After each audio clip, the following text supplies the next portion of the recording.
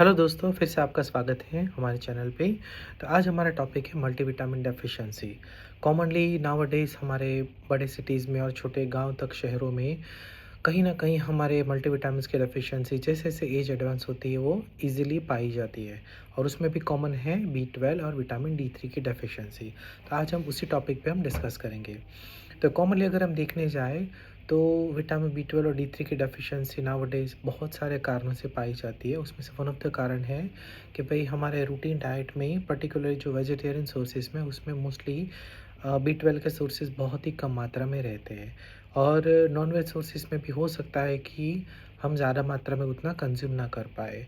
दूसरा vitamin D3 की deficiency है जो कह सकते हैं कि भी हम लोग कहीं न कहीं ऑफ़िस में, जॉब्स में, कॉर्पोरेट कल्चर्स में बिज़ी रहते हैं कि जिसकी वजह से हमारा सनलाइट एक्सपोज़र नहीं मिलता है। कॉमनली हमें यूवी रेज़ के थ्रू सनलाइट हमारे स्किन पे, हमारे बॉडी पे गिरती है, तो वो हमारे इनएक्टिवेटेड फॉर्म में जो विटामिन डी हमारे सबक्यूटेनियस लेयर के में जो फैट रहती है, वहाँ पे स्टोर्ड रहता है, लेकिन वो बॉडी के लिए यूटिलाइज़ेशन के लिए हेल्पफुल नहीं है। तो जैसे यूवी रेज़ गिरते हैं, तो ये अपने आप की बॉडी को विटामिन डी को एक्टिवेट करता है और वो ईज़िली ब्लड में घुल जाता है और अपनी बॉडी को विटामिन डी यूटिलाइज़ेशन मिलता है, जिसकी वजह से बोन्स एंड मसल्स की स्ट्रेंथ एंड स्टैमिना बढ़ती है। तो आइडियली अगर हम देखने जाएँ तो इसके और भी सिम्पटम्स हैं, जैसे कि वीकनेस है, थकान, tiredness, lack of focus, lack of concentrations, difficulty in multitasking है, फिर ईज़ी फटीगेबिलिटी है। सुबह उठने के बाद when we are waking up in the morning तो हमें कह सकते कि थकान महसूस होती है, टिंगलिंग है, नमनेस सेंसेशन है, पुअर मेमोरी पावर है या रिटेंशन या रिकॉल पावर है, वो सब चीज़ें होती है। इन शॉर्ट ब्रेन फॉग के सिम्पटम्स भी आते हैं, साथ में हमारे physical weakness, tiredness, mental irritability, फिर कह सकते हैं कि भी हमारा lack of concentration, lack of focus, ये सब चीज़ें शुरू होने लगती है। तो आइडियली अगर हम देखने जाएँ तो हमारे डाइट में ग्रीन लीफ वेजिटेबल्स से, सलाद से, फ्रूट से अच्छी मात्रा में खाने हैं और कह सकते हैं कि अगर आप वेजिटेरियन हो तो एग्स वगैरह का येलो पोर्शन भी खा सकते हैं और सनलाइट का एक्सपोज़र आप जितना हो सके कोशिश करें कि सुबह 7 से 9 के बीच में आप लेने की कोशिश करें, जिसमें हैवी यूवी रेज़ नहीं रहते। अपनी स्किन के लिए भी वो कह सकते हैं कि भई पॉजिटिव रहते हैं और यूवी रेज़ के थ्रू हमारे विटामिन डी एटलीस्ट बॉडी में सिंथेसाइज़ हो सकता है।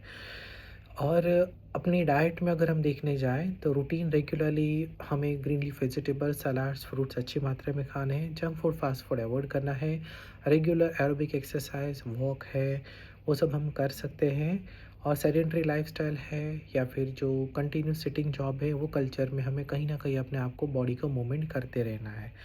और साथ में कह सकते हैं कि टाइमली पैटर्न ऑफ स्लीप, क्योंकि रात में हम जैसे नींद लेते तो भी वो हमारा स्ट्रेस लेवल कम करता है।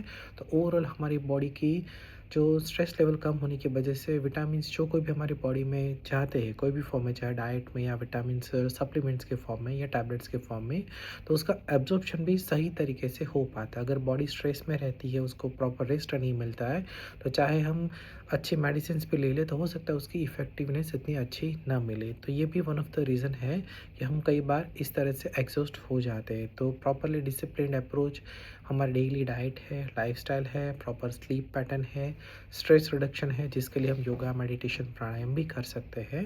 तो ये सभी चीज़ें हमें ये routine day to day life में अपडेट करनी है, तो काफ़ी हद तक हमारा ये मल्टीविटामिन डेफिशिएंसी के सिम्पटम्स है वो कम पाए जाते हैं या फिर नहीं मिलते हैं। और अगर फिर भी मान लो कि ये डेफिशिएंसी निकलती है, ब्लड टेस्ट से आपके क्लिनिशियंस के थ्रू कंफर्म होता है, तो आई ऑलवेज सजेस्ट कि फिजिशियंस के द्वारा प्रिस्क्राइब किए हुए मेडिकेशंस जितने समय के लिए बताए हैं उतने ही समय के लिए वो मल्टीविटामिन्स लीजिए। बाकी नेचुरल डाइट के थ्रू आप वो सोर्सेज लेने की कोशिश करें, क्योंकि कई बार ओवरडोज ऑफ विटामिन्स भी अपनी बॉडी के लिए फ़ायदे की जगह नुकसान भी कर सकता है। एंड आई ऑलवेज सजेस्ट कि आप annual health checkup at least once in a year आप कराते रहो, प्रेफरेबली आफ्टर एज ऑफ 30 और 35 ईयर्स। और अगर कोई कारण हो या ना हो, ब्लड टेस्ट कराओ 1 साल में 1 बार और अपने फैमिली फिजिशियन से कंसल्ट करो। तो एटलीस्ट आपका रूटीन डे टू डे का आपका जो आइडिया है, हेल्थ चेकअप है, वो भी हो जाएगा और आपका और भी कोई इश्यूज़ है तो आप अपने फिजिशियंस को कह सकते हो और उसका अर्लियर करेक्शंस और सॉल्यूशन निकाल सकते हो। आई होप ये आपको वीडियो अच्छा लगा होगा। अच्छा लगा है तो please follow, like, share and subscribe to our Instagram and YouTube channel. और कमेंट में आप फ्यूचर में और क्या-क्या वैल्यूएबल टॉपिक्स या सजेशंस आप चाहते हैं हमारी टीम के थ्रू, तो जितना हो सके जल्दी से जल्दी हम वो नए टॉपिक के साथ आपके साथ फिर से हाज़िर होंगे। तो तब तक के लिए गुड बाय। Thank you.